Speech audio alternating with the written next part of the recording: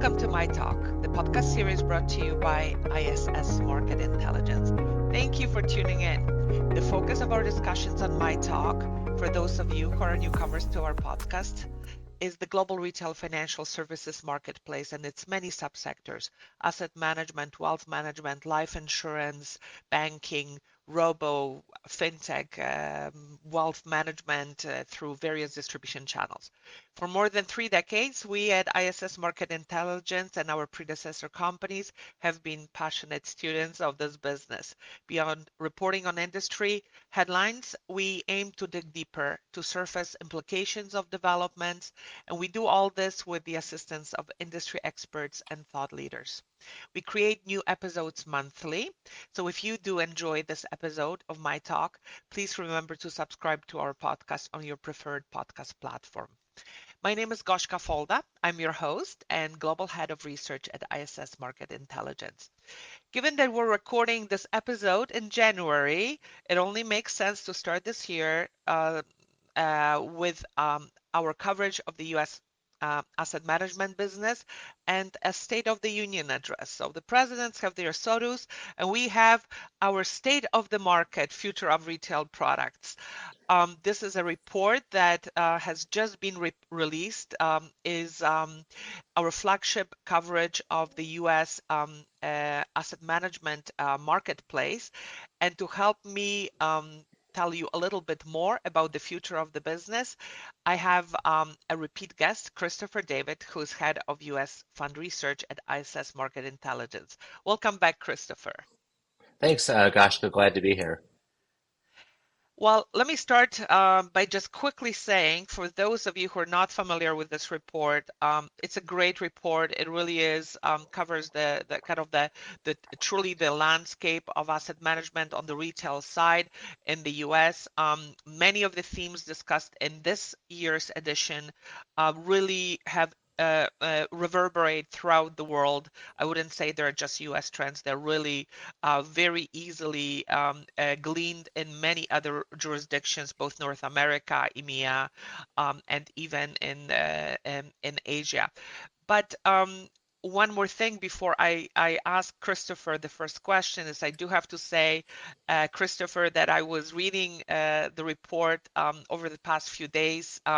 Whenever I had time, it's a busy time, year-end activities, but it is really well written and I really enjoyed it. So thank you very much, Christopher, for that. So with that, let me just start by saying, clearly every time we have a market downturn, the fund industry goes into a bit of a spin. It's either euphoria or desperation. And my long tenure in this business has taught me to be a lot more, I think, balanced in my perspectives. So what do you see happening after clearly a very bumpy 2022? What do you think are some of the key things that asset managers have to think about as we get 2023 and the next 5 years underway? Well, one thing we've seen, Goshka, is in environments like 2022, 2020, 2008, these tend to be kind of, if not pivot points, they're moments of dislocation and flux when you see a lot of changes happening at the same time. Sometimes change is dangerous. Sometimes it's a opportunity as well.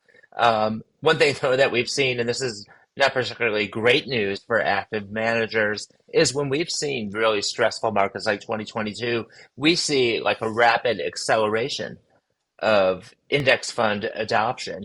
And we can't say this for certain, but it seems like, and this theme is something that I know you'll be interested in exploring, it seems like ETFs may be a little anti-fragile, meaning they gain by stress, whereas mutual funds, especially active mutual funds, seem to be very fragile. They're the first thing cashed out when we see a down market, and there are probably a lot of reasons for that.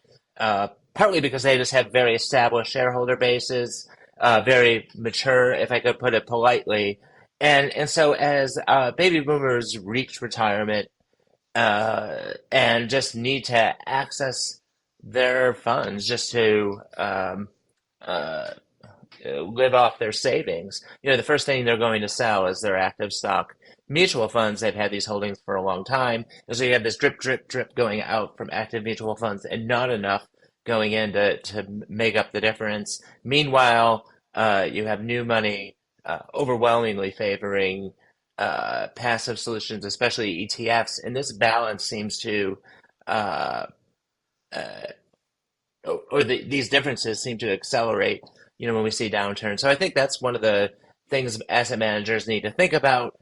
But this is obviously an aggregate. Uh, Asset managers probably view it negatively, but when things are in flux, this is an opportunity as well. Money's in motion; it's an opportunity for new winners to emerge. So it might be bad for incumbents, uh, but potentially good news for upstarts or established firms. That want to recapture or capture a new business. Yeah, that's such a great point, but it is almost paradoxical that one would have expected, and I think we saw this in the post 2008 and 9 very powerfully. Your point about the pivot points where demand curve and the advisor interest, etc., shifts into a different spot, even though I say paradoxically because in times of bad markets, you would think that passive instruments that by and large track markets are the ones that should be punished because the performance is not there, right? Isn't it, Christopher? Don't you find that a bit of a paradox? But I think it's that comment you made that it's a pivot point. There's something to be said about the adoption and the demographics of the investor base. What do you think? Yeah, I mean, that is a bit paradoxical, but investors measure their experience versus their expectations. Nobody's surprised if their S&P 500 index fund goes down by 30%.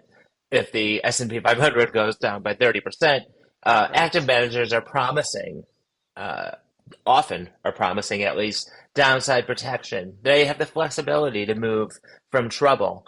And, time and again, we see that active managers don't excel in downturns. By and large, some do, some don't. In aggregate, they won't. Um, and so I just think it's a matter of expectation. And, investors can control their risk through asset allocation. And I guess that's another question. Asset allocation was not a great defense last year because bonds and stocks went down at the same time. But if you're going to create an asset allocation mix that's going to protect you in different environments, it's easier to do so with index funds because they're predictable. Uh, your S&P 500 index fund might go down, but you might have another exposure in the portfolio that you expect to behave differently. So, that's one of the kind of maybe unheralded or underappreciated benefits of index funds. And that's why we're bullish on, further ETF and index fund adoption, simply because more investors are using these kind of pre-baked model portfolio or target date or some kind of asset allocation solution. And ETFs have a plug and play quality to them, that make these products easy to construct or easier to construct. Yes, and I think that we'll circle back to the asset allocation because I found that forecast in the report a really interesting and really well summarized in terms of the key drivers for each of the major asset classes. But let me also just return back to the ETF beat, and it's not all passive. You Right. have long had a pretty robust view of or perspective about the opportunity for active ETFs. So, can you tell us a little bit more? What's your expectation right now, and where are we with that active marketplace right now? Yeah, I mean, that we've been pretty optimistic, and that's true. But asset growth has, even surpassed our optimistic assumptions. True. We still think it's going to be the fastest growing, product type over the next 5 years. You could expect healthy double-digit asset growth. Now that's from a pretty small base. Um, relative to other product types. I mean, there's about 300 or so billion in active ETFs today. We see that about doubling into around the 600 billion range, over the next 5 years. Um, uh, that's good for active ETF providers, but I always like to take a step back and point out that we're still forecasting, a pretty sharp decrease in market share for active managers. So, active ETFs are going to steal demand from active mutual funds. Packaging active management in a new package really doesn't solve the problems that investors have with active management. I mean, yeah, there's some benefits like tax management, of course, that might at the margin make active ETFs, more appealing than an active mutual fund. But the main problem with active management is that it's active management, not that it's accessed through mutual funds or ETFs. So, we're bullish on the ETF as a vehicle, because of some of its tax advantages, like I mentioned earlier. Um, but but also because of increasing access to active ETFs, you know, uh, where we're seeing a lot of development on fund platforms is in the ETF arena. We've also seen, especially in 2022, a real widespread embrace of these vehicles in ways that we haven't seen it before, and in ways that actually defied our expectations. So, for example, Capital Group, one of the world's largest managers, period, and certainly one of the largest active managers, launched its first active ETFs, and they actually, raked in billions of dollars in flows. And normally the rule of thumb is most new products are not going to do very well at first. It's going to take a few years to build up a track record, and that really wasn't true in the case of these active ETFs. So, we saw DFA embrace the active structure also in a pretty big way, and and the shareholders were very responsive to it, and DFA, mainly because they've converted many of their largest mutual funds to ETFs, became one of the largest active ETF player overnight,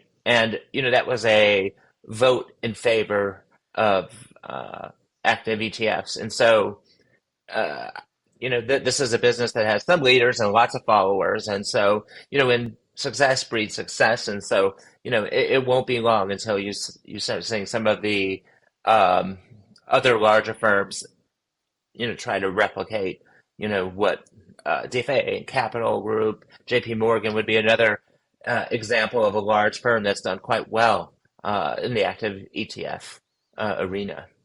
And I think that actually, to me, when I look at that growth and success from American Fans or Cap Group, GFA, JP Morgan, it's what has been talked in the business for a long time, is that neutrality of the product structure. So I think that's another reflection that, there are strong use cases for active management, just can be packaged in different ways. And I think you mentioned also model portfolios, direct indexing, and so on, so on. So it can be repackaged in different ways. Of course, the revenue perspective or the margin perspective, every time that you change the package, there are slight differences. So it might be product neutral, but it's not margin neutral, and that has to be considered. And I think the other topic that's related to it and that we tackled in a few episodes of my talk is the need for a very strong and well thought out and well pointed distribution strategy. And I think this is where you mentioned the three asset managers have clearly done a good job, because it still takes, outside of the investment management component and the productization, there's still, the proof is in the distribution pudding, if you will. And if you've got a good strategy, that's how you get success. Yeah, I think it would be a mistake to say, well, anybody can now hang their active ETF shingle and the world will be the path to their door. That's not the lesson I'm trying to articulate here. The reason I think some of these firms were successful is because they had good distribution strategies. They have well-recognized brand names. People trust their ability to execute. Yep. Um, it's another example of where success breeds success. Firms that are already successful can become more successful. And so it also gets back to my earlier point that active ETFs, while they may enjoy, great AUM growth prospects, they're not going to be everybody's, uh, saving grace, because it may well be, that the winners end up being, relatively concentrated. Now, even if you don't get a big piece of the pie, it's a fast growing pie. So, everybody does have a chance to benefit, but I think people need to, temper their expectations. And when they do enter this market, uh, they should enter it with their best foot forward, put out their best products first, emphasize where your relationships are strongest. Um, because well, those are the lessons that I think are universal, from asset manager success in the active ETF arena. Yes, I agree with that. So talking about you know pockets of good growth, and moving into that asset class forecast that the team has put together, found it very interesting, as I mentioned, and of course, alternatives is has a very strong expectation of growth. Can you talk to us a little bit about that marketplace? We've seen a range of managers making, both significant acquisitions of capabilities in the alts arena and really moving into the different product structures to accommodate some of those mandates that would be in the private alts category and not fit into the traditional 40 Act structure. So tell us a little bit more about the expectation for alternatives and some opportunities and challenges, which always typically accompany any strong market opportunity. Right, exactly. Well, this is among all the asset classes, our asset growth forecast is strongest for alternatives, um, growing from a relatively small base. Keep in mind that alternatives are less than 2% of overall long-term assets. So we're not talking giant sums of money here, and so a lot of growth off a small base. Uh, that's a familiar story. Um, the what this is kind of maybe a case where supply does help create its own demand. Historically, the investor choice in alternatives has been relatively limited. If you wanted to execute an alternative strategy, you had a handful of players. Um, in the late aughts, early 2010s, lots of asset managers went to market with alt strategies, but they were relatively untested. By the time they did achieve enough of a track record, people weren't that interested in alts anymore. But now we are in an environment where, many of the survivors from that period do have track records. We also have asset managers that in general have broadened their capabilities, which, makes alts, just having an alt strategy easier to execute. Another thing that I would point out is the move to model portfolios. We think that there's decent odds that many model providers will want to add alts to their portfolios as a way to kind of stand out. Now, eventually, if everybody adds alts to the model portfolios, then you can't just stand out on asset class exposure. But there's a long way until we get to the saturation point in model portfolios. When it comes to alts exposure. So those are some of the two main reasons why we see it expanding. And we're not starting from a great, it's there's no evidence that alts are an outsized share of the overall investor portfolio. So there's room to grow, even if it grows to historically normal rates, or even approaching what we saw at the last peak of alternatives. Would point to pretty robust asset growth.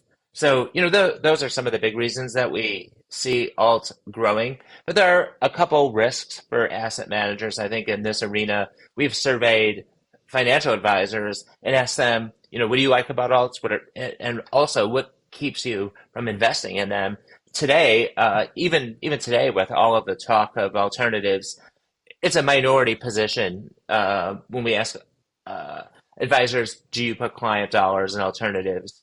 I think it was something like 30 or 40% of advisors actually do that. So that points to, I guess, more room for growth. But when you ask the advisors why, they point to issues like cost, liquidity, transparency. They have some pretty significant issues that aren't, I think, easily overcome. So that's one thing I would point out. The second thing I would point out, and I think this is a risk to our forecasts, is this emergence of private alternatives that exist outside the retail fund realm. Alternatives have been a little disappointing in performance in the retail realm, in part because one of the reasons alternatives are attractive as an asset class is because they're private and they behave differently. Well, if you make alternatives behave like public securities, does the characteristics of alternatives change so much so that they just kind of behave like other asset classes? And so, uh, that's a fair knock on the retail alt strategies. Well, now we have private alts providers bringing their capabilities to the retail investor. Yes. And there are lots of new ways that these private market players are doing so. Technology platforms like iCapital is a great example of, of bringing scale, providing sufficient scale for the private market provider and bringing access to the retail investor. And so that platform, helps buyers and sellers come together in a new way. And so alts may grow as much as we say it will, but the growth may not all occur within the fund realm. Provided that there's more retail access to these private market solutions, it may well be that we'll see, more growth in the private segments, and that's what a lot of asset managers are preparing for. Anyway, you mentioned all of the acquisitions in this area. Well, a lot of those acquisitions are focused on private markets. So, asset managers are positioned pretty well, for private markets. You know, if private markets take kind of an outsized role in this move to greater alternatives exposure. Yeah, so I personally agree with this, and I'm, even though I try to be very balanced, I am considerably more bullish on the private alts and the retailization of that space than on the traditional liquid alts, if you will, in the retail realm, because I think that you're absolutely right. By trying to bring it within the policy, within the 40 Act, you do lose quite a lot of the features of the Yeah. alternatives investment strategy. So I think that that's a really good segue for us to wrap up because so I talked about pivot points, about kind of the both hot spots in terms of product structure as well as asset class. What I was kind of when reading the report, what I was really fascinated by is that even though challenges exist for active managers, but the overall book of business is still going to be a massive near $30 trillion by the end of 27. And actually, a bit of a reversal of the trend, certainly a strong contribution from organic growth in the form of new flows, but also a stronger composition or a stronger contribution from the market because our last year's forecast was kind of by nature tilted towards baking in an expectation of some kind of market retrenchment. And now we are hopefully largely we have put it behind us, even though the past few days have not really proved to be so. But the future is always it's the hard to predict. It's the plight of a forecaster to be wrong as often as one is right.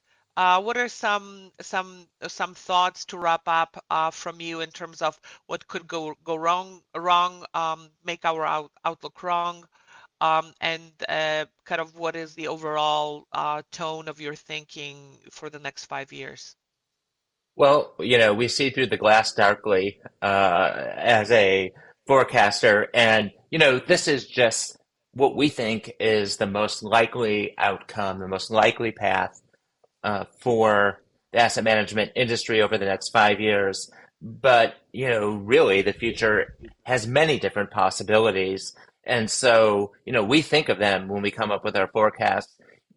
You mentioned, we think about capital markets plus organic growth, which is growth in net flows. On the latter, the growth in net flows, we have relatively modest expectations for growth, especially, over the next year. One thing we've noted, and this is an observation that comes from our FlowSpring software product that does lots of different things, but it also does flows forecasting, is that, in the near term, flows tend to follow performance, fund performance. And well, if you look at what happened over the past year, fund performance, to put it mildly, has not exactly given reason for investors to, jump back into the market. We see often investor interest lags performance. So we think that that's probably a negative uh, in the near term, but it's quite possible that maybe things recover more quickly. One of the reasons we think it is negative is because we think that as the Fed continues its rate raising campaign, it's kind of an impediment for bond investors to get back in the market. But the Fed could stop more or could stop its rate rising campaign more quickly. Or it may well be that higher yields will entice bond investors back in the market, igniting growth and flows. We think over the long term, bond funds will see much better stronger flows than equity funds just because of demographics. So that's kind of the long term trend. We may get to that trend more quickly than we expected. I also mentioned kind of the rise of private market alternatives, as a risk to our forecast there. And when we think about what is going to be the market contribution over the next 5 years, we're looking at a very diverse cross section of what other forecasters have come up with market returns. And we're looking over relatively long periods of time. We're looking at forecasts that are 5 to 7 years in length, and I think those are more responsive to analyzing the fundamentals and coming up with a reasonable forecast. But I think we all know that market forecasts are almost always wrong, and so market behavior can really surprise you. Going back several years, we used capital market forecasts that anticipated kind of weak returns from the markets, and in years like 2021, we were we looked completely wrong because valuations were high. Everybody was expecting weak market returns, and so eventually, I guess that happened, but for a while it didn't. And so I think that's you really can't necessarily predict the market. You can't control that, and so that's why the report is really geared towards what fund managers can control rather than what they can't control, and that's what the market gives them. Fortunately, we think the market's going to give asset managers more than it's given them over the past 5 years. But the real strategy is how do you get the biggest piece of the pie, however large that pie ends up being.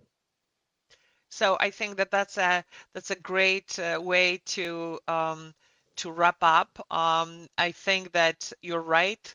At 7.1 CAGR over the next 5 years, I think the opportunity looms large, especially because it is already a very big business for the U.S. investment retail funds. But there is a plentiful supply lined up to address that market, and it's going to be one way or another a takeaway game, which will again see some asset managers capture greater punch above their weight and capture a greater share, and others probably not. So we will observe, we will report, and we will debate those issues. Christopher, thank you very much. My pleasure. As always, you and I could do this for hours, and I do apologize for a slightly longer forecast and for my phone alas ringing somehow through the forecast. So my apologies for that. I have mercy on our listeners, so I will wrap it up. I encourage our listeners to get hold of the report. There's a lot more. A fascinating discussion about demographic trends, segmented wealth, and I found that really, really interesting. Also, feel free to ping either Christopher or myself to chat to us about the future of the business, share your thoughts, debate ideas with us. So thank you for listening, for tuning in. That is a wrap for us for our State of the Union of the U.S. Asset Management podcast. We are already working on several new ideas and new episodes, lining up some great interlocutors for us to share their insights. So stay tuned. Please subscribe to the podcast on your platform of choice. And as always, I encourage you to ping us with your ideas about specific topics or industry guests that you would like for us to feature in an upcoming episode. Thank you. And on behalf of ISS Market Intelligence, and for those of you joining us for the first time this year, I wish you a very happy and prosperous 2023. Thank you.